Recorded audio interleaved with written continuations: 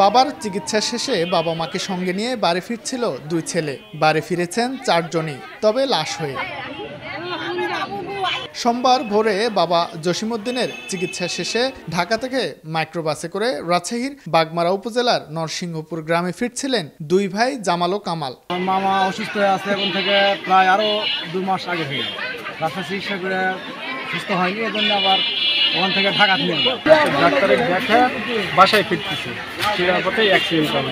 পথে সিরাজগঞ্জের হাটিকুমরুল গোলচত্বর এলাকায় বিপরীত দিক থেকে আসা একটি ট্রাকের সঙ্গে মাইক্রোবাসটির মুখোমুখি সংঘর্ষ হয়। এতে দুমড়ে মুচড়ে যায় মাইক্রোবাসটি। ঘটনাস্থলেই তাদের মৃত্যু হয়। গুরুতর আহত মাইক্রোবাসের চালককে উদ্ধার করে হাসপাতালে পাঠায় পুলিশ। একটা ট্রাকের সাথে ধাক্কা লেগে ঘটনাস্থলে 4 জন মারা যায়। ড্রাইভারটা বেঁচে আছে, তাকে ফায়ার সার্ভিস উদ্ধার করে হাসপাতালে পাঠায়।